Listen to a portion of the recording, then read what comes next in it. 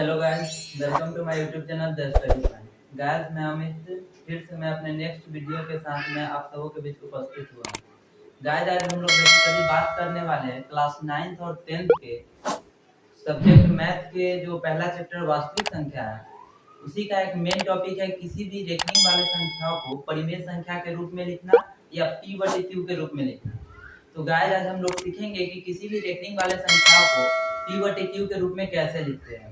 तो गाइस, उसको सीखने से पहले सबसे पहले हम लोग जिक्र करेंगे कि ये रेकरिंग का मतलब क्या होता है। किसी भी संख्या पर रेकरिंग अगर आ जाता है तो उसका सेंस क्या होता है। जैसे गाइस, यहाँ पे देख रहे हैं हम लोग 7.2 और 3 और यहाँ पे 3 पे रेकरिंग है। इसका मतलब क्या हुआ कि जिस अंक पे रेकरिंग रहता है वही अंक बार बार क्या करेगा, रिपीट करेगा। यानी इसको हम लोग लिख सकते हैं 7.2 3 3 3 और यही 3 बार बार क्या करेगा, रिपीट करेगा। तो हम लोग क्लियर हो गए कि किसी भी अंक पर अगर रेकरिंग आ जाता है तो उसका मतलब होता है वही अंक बार बार क्या करेगा, रिपीट करेगा। तो गाइस, आज हम लोग एक सिंपल सवाल से शुरुआत करते हैं। अगर उसको हम लोग अच्छा से सीख लेते हैं तो उससे आधारित कोई भी अगर सवाल मिल जाए तो हम लोग आसानी से बना लेंगे।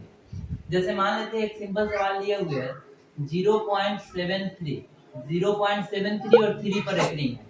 यहाँ पे क्वेश्चन है कि 0.73 और 3 पर रेकरिंग है, इसको p/q के रूप में लिखे या परिमेय संख्या के रूप में लिखे। तो गाइस, ऐसे संख्याओं को बनाने के लिए हमको कुछ स्टेप को फॉलो करना पड़ता है। अगर वो स्टेप आपको भी अगर याद हो जाता तो आप भी आसानी से किसी भी अपरिमेय या परिमेय संख्या जो होता है रेकरिंग वाले उसको उसके रूप में लिख सकते हैं। तो गाइस, यहाँ पे देख रहे हैं कि 0.73 और 3 पे रेकरिंग है। ये क्लियरली देखने से पता नहीं चल रहा है कि यह परिमेय संख्या है, लेकिन इसको हम लोग परिमेय संख्या के रूप में कैसे लिखते हैं।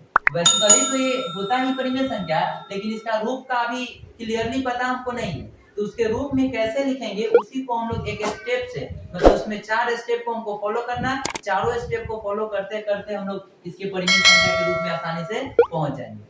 तो गाइस, इसको मतलब कि परिमेय संख्या या p/q के रूप में लिखने के लिए इसका स्टेप क्या है उसको हम लोग समझते हैं।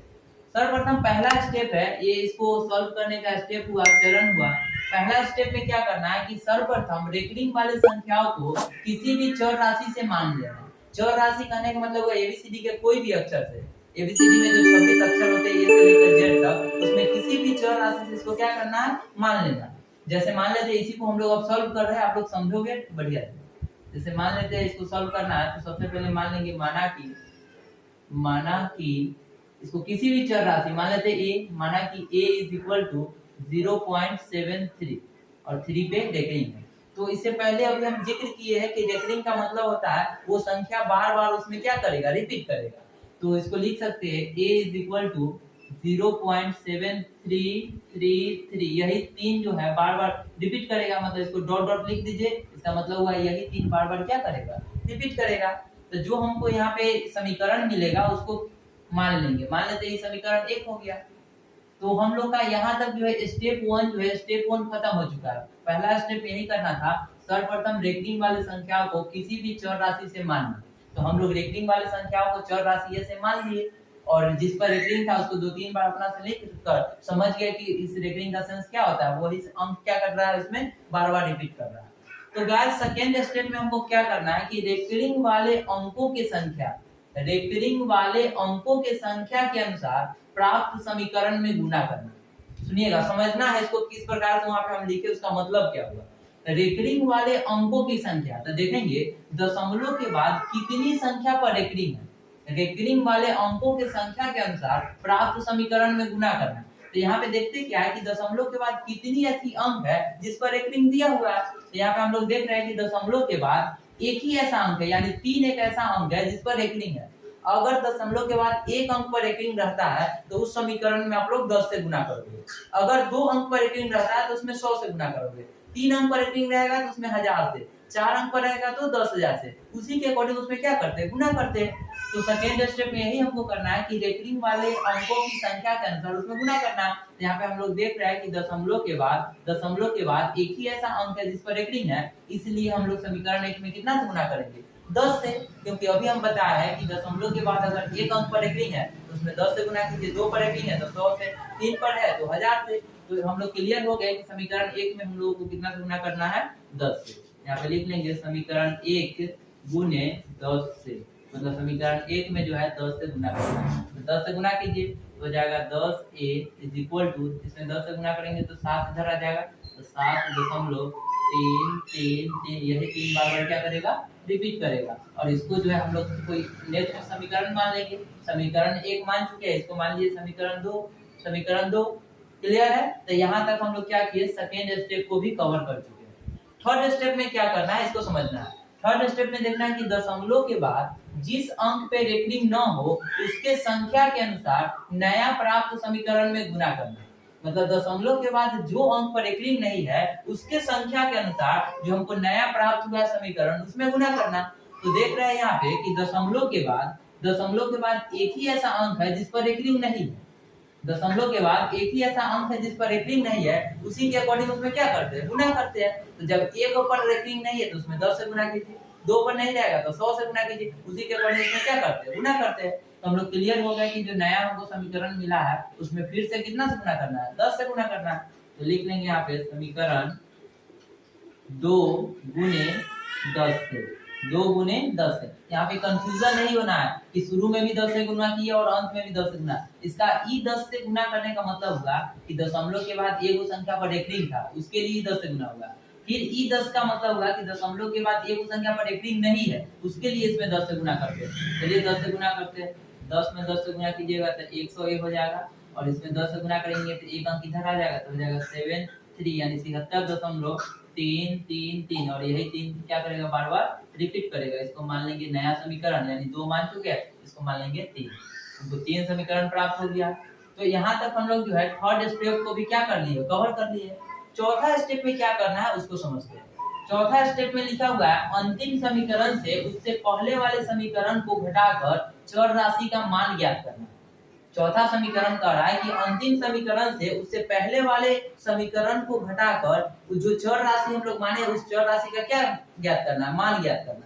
तो अंतिम समीकरण में हमको 3 मिला है और उससे पहले वाले 2 मिला, तो 3 में से किसको घटा लेंगे, 2 को। यहाँ पे लिख लेंगे उसी को एक लाइन में, समीकरण 3 घटाओ 2 से। 3 में से घटाते हैं 2 को, घटाइए, इसको लिख लेंगे एक बार, 101 इक्वल टू 73.333, ये रिपीट कर रहा है, और ऊपर है 10a इज इक्वल टू 7.7 हो गया 333, यही क्या कर रहा है, रिपीट कर रहा है। इसको घटाना है तो घटाओ का चिन्ह दे देंगे, 10 में से 100 घट जाएगा तो 90 हो जाएगा, 90a, और इधर घटाएंगे 3 में से 3 गया 0 हो जाएगा, 3 में से 3 गया 0, यहाँ भी 0, और यहाँ 3 में से 7 तो घटेगा नहीं, इधर से कैरी लेंगे तो ये हो जाएगा 13 में से 7 घटा लेंगे तो 6 हो जाएगा, और इधर बच जाएगा 6, तो यहाँ पे क्या लिख लेंगे, 13 में से 7 घट गया तो 6 हो जाएगा, और यहाँ पे बचिए कितना, 6, मतलब 66 मिल गया।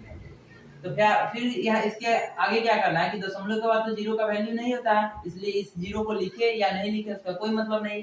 इसको सेकेंड स्टेप में इसको हाइड कर देंगे, 90a बराबर 66, ये दशमलव के बाद 0 है, इसको नहीं भी लिख सकते हैं। तो यहाँ से हमको क्या करना है कि अंतिम समीकरण से उससे पहले वाले समीकरण को घटाकर चर राशि का मान ज्ञात करना, चर राशि का मान ज्ञात करना, यानी चर राशि यहाँ पे a है तो a का मान निकाल लीजिए। तो a का मान निकालोगे तो हो जाएगा 66/90, 66/90। अगर यह कटने वाला है काट दो, नहीं कटने वाला है तो उतना ही पर छोड़ सकते हैं। तो ये हमको क्लियर दिख रहा है कि ये कर सकता है, तो आप लोग इसको काट लेना। बेसिकली हम लोग चर राशि का मान ज्ञात कर चुके हैं।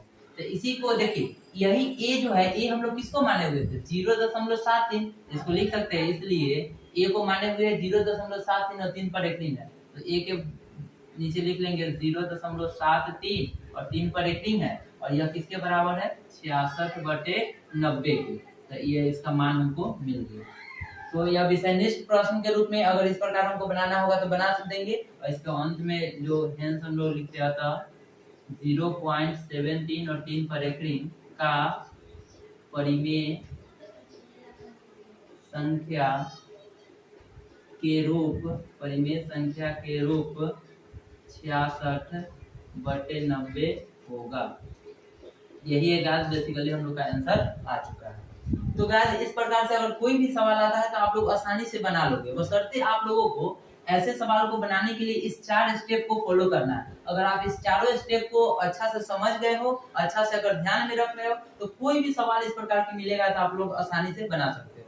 तो गाइस आप लोगों के लिए हम यहाँ पे कुछ सवालें लिख दिए हुए हैं, उसको आप लोग घर पे ट्राई करो, अच्छा से बनाओ। अगर नहीं बनता है तो आप हमको कमेंट करके बताओ, फिर से मैं उस सवाल को एक नेक्स्ट वीडियो में लेकर आऊंगा और आप लोग को अच्छा से समझाऊंगा। जैसे यहाँ पे 5 सवाल दे दिए हुए हैं। पहला 0.6 पर रेटिंग, उसके बाद 1.52 पर रेटिंग है, उसके बाद 1.73 तीनों पर रेटिंग है, उसके बाद 5.2416 100 पर रेटिंग है, उसके बाद 7.123 और 123 पर रेटिंग है। तो क्या करो गाइस, आप लोग अभी बैठ कर इस पांचों सवाल कर बनाओ, और पांचों सवाल में से कोई भी सवाल अगर आप लोगों को नहीं बनता है तो आप अपने कमेंट सेक्शन में लिख कर बताओ, फिर से मैं नेक्स्ट वीडियो में आपको इस सवाल का सॉल्यूशन लेकर आऊंगा।